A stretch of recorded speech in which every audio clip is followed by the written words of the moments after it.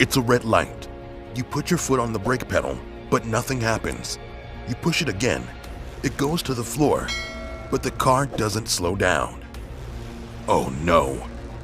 You try again and again, but nothing happens. Your brakes have failed, and nothing can stop this 2-ton machine that's on a warpath. If you don't know what to do next or don't do it correctly, you could die or kill other people. Here's how to survive brake failure. Drivers tend to push the speed limits and find out what a vehicle can do while operating at those speeds. But we can't keep speeding forever. At some point, we'll need to slow down and eventually stop. With this crucial need, car braking technology has changed and evolved. When the driver pushes the brake pedal down, it creates pressure in the hydraulic brake line. Brake fluid is nearly incompressible. The pressure is increased by the pedal, booster, and master cylinder. The caliper then forces the brake pads against the disc brakes, and that causes the vehicle to slow down. While this system is both intricate and reliable, it isn't perfect, and failures can occur. How often do brakes fail? Is it safe to downshift an automatic car? Why do some hills improve your chance of surviving? In 2013, an elderly California driver's Cadillac experienced brake failure. His car went speeding across a lawn, became airborne, and landed on a roof. Luckily, no one was hurt. So if you're driving and the brakes fail, what could you do to survive? Step 1. Alert everyone. As soon as you realize your brakes have failed, warn the drivers and pedestrians around you. So switch on your hazard lights right away and honk the horn to draw attention to the vehicle. This way, people see your hazard lights and know something is wrong. This can encourage them to get out of your way and clear a path for you, and it can reduce the chance of hitting other vehicles. Step 2. Use friction. Friction is the brake's best friend. Friction on the brake disc causes the car to slow.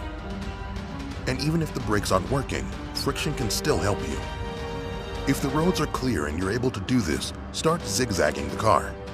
Use the friction of the tires on the road to help reduce speed. If that's not enough, try driving over small plants and shrubs on the side of the road. In this case, your life is more important than the vehicle. So another thing you can do is carefully drive against the guardrail. This will also help to reduce speed. Step 3. Use the e-brake. Vehicles have 2 braking systems. The primary system is the foot brake, and the secondary system is called the hand brake, emergency brake, or e-brake for short. The e-brake bypasses the hydraulic system. Instead, it uses a metal cable that connects to the rear brakes. If your main brakes fail, the e-brake should still work. It doesn't have enough force to stop the car, but it's a big help in slowing it down. The e-brake works best if you use it slowly and carefully. If you apply it too rapidly, the rear brakes could lock up and force you into an uncontrolled spin.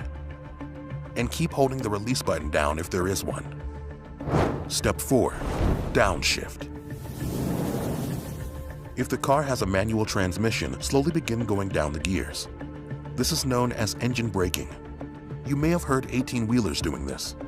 The idea is to go to a lower gear at higher RPMs or revolutions per minute. This creates more torque through the transmission and a vacuum inside the manifold that the pistons have to fight against. So the power and speed will drop. Like using the e-brake, don't do this too quickly. If you go down through the gears too quickly, the rear wheels might slow down too rapidly, and this will make your car go into a spin. And if you're driving an automatic car, you might have access to a Tiptronic transmission. This allows you to override the automatic system and select the gear you want. Slowly go back down the gears, down to first gear. Step 5. Head for the hills. If you're still trying to slow down, look for a hill or any upward slope that can help you. It can be an on-ramp, a hilly street, or even a specially designed runoff area. Even a slight upward slope could provide the gravitational force you need to slow down to a complete stop. In 2015, traffic safety reports showed that between 2005 and 2007, 0.45% of car accidents resulted from brake failure. While that number is small, brake failures do happen, so make sure your brakes are inspected and maintained regularly. Maintenance and using these 5 steps could save your life one day. Congratulations! You safely stopped a car with no brakes. But what if you discover the car is hanging off a cliff? we'll take out your cell phone and watch how to survive a car hanging off a cliff right here on How to Survive.